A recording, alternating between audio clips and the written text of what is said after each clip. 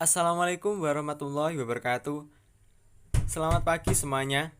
Kami dari kelompok pertama akan mempresentasikan hasil kerja kelompok kami, yakni tentang buku cetak versus elektronik, studi perbandingan efektivitas buku fisika sekolah menengah dalam pelajaran problematika pendidikan fisika. Kelompok kami beranggotakan pertama yaitu Laili Faiza Ulfa, Feni Ameda, Iha Faliha, Rifatun Nafrida, dan yang terakhir yaitu saya Ahmad Ari Ainun Kusna. Ikan hiu makan tomat. Tetap semangat. Berikut materinya, yakni baiklah untuk pembelajaran kita mulai dari pengantar. Dalam pengantar ini kita mengambil 5 poin pembelajaran yang kita rangkum dalam presentasi kali ini. Untuk yang pertama yakni sekolah pada umumnya menggunakan buku cetak sebagai sumber belajar yang telah direkomendasikan oleh Pusat Kurikulum dan Perbukuan, Kementerian Pendidikan dan Kebudayaan. Namun, yang menjadi pertanyaan adalah mengapa rata-rata hasil belajar siswa Indonesia masih relatif rendah? Itu dari data PISA. Untuk yang kedua, analisis lebih lanjut PISA di Indonesia didapatkan fakta-fakta rata-rata bidang karir masa depan. Anak Indonesia di bidang sains adalah 15,3%, yakni laki-laki 8,6%, perempuan 22,1%. Indeks motivasi belajar IPA sebesar 0,65, sedangkan OECD rata-rata 0,02. Selain itu, perbedaan motivasi belajar IPA antara putra dan putri adalah negatif 0,06. Ini berarti bahwa anak perempuan Indonesia lebih menikmati belajar sains daripada anak laki-laki. Itu dari data PISA.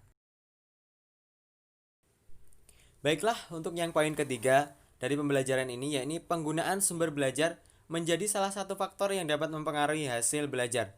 Dengan seiring perkembangannya ilmu pengetahuan dan teknologi di dunia, menuntut para pendidik atau guru untuk memodifikasi sumber belajar bentuk cetak ke bentuk non-cetak atau dalam bentuk software.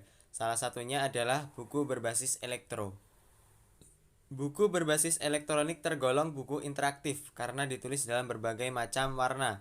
Beberapa ilustrasi ada yang bergerak, suara, animasi, video, dan film. Misalnya, Learning Content Development System atau bisa disingkat LCDS. Untuk yang keempat, poin keempat ini, kepribadian dan motivasi memainkan peran penting dalam menjelaskan perbedaan gender dalam pencapaian sekolah. Pada usia 14-17 tahun, ciri khas seseorang mulai muncul, yaitu sifat menerima, pasif bagi perempuan, dan bersifat aktif pada laki-laki. Selain itu, siswa perempuan juga memiliki tingkat kecemasan ujian yang lebih tinggi dibandingkan laki-laki. Hal tersebut menyebabkan nilai mata kuliah yang lebih rendah bagi peserta perempuan. Untuk yang kelima, berdasarkan uraian tersebut dapat disimpulkan bahwa jenis kelamin dan pemanfaatan sumber belajar merupakan salah satu faktor yang mempengaruhi hasil belajar siswa. Sehingga penelitian ini bertujuan untuk menguji efektivitas buku elektronik interaktif fisika dalam kaitannya dengan perbedaan format, jenis kelamin, dan karakteristik material. Untuk lebih jelasnya, Anda dapat membuka materi ini dalam dokumen yang telah kami sampaikan. Baiklah, masuk ke dalam metode.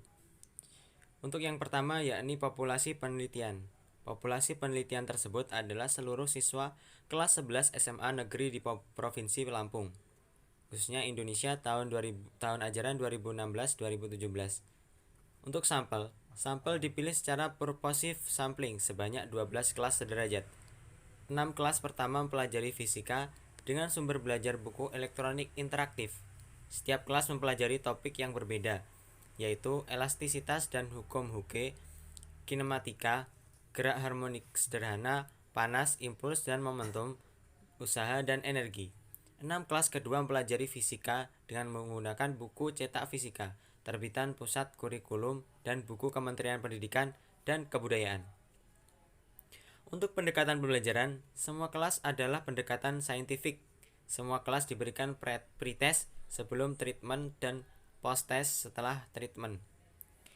Untuk yang terakhir, analisis data dengan ANOVA dan beberapa perbandingan untuk mengetahui perbedaan hasil belajar atau efektivitas, dan interaksi antara elektronik dan cetak interaktif, jenis kelamin, dan karakteristik materi.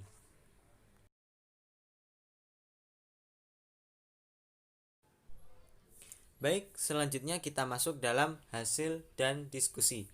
Untuk hasil dan diskusi kali ini, penelitian diawali dengan pengembangan buku elektronik interaktif berbasis LCDS sebagai sumber pembelajaran yang meliputi topik elastisitas dan hukum Hooke, kalor, kinematika, gerak harmonik sederhana, impuls dan momentum, serta kerja dan energi untuk siswa SMA. Untuk selanjutnya, untuk kelas eksperimen, siswa menggunakan buku elektronik interaktif berbasis LCDS offline dan diminta untuk mengakses menu, melakukan simulasi memutar video, dan melakukan tes interaktif sebagai latihan. Sedangkan untuk kelas kontrol, guru mengajar materi dan siswa mengerjakan soal di buku cetak fisika. Untuk kelanjutan materi bisa dibuka dalam part kedua. Terima kasih.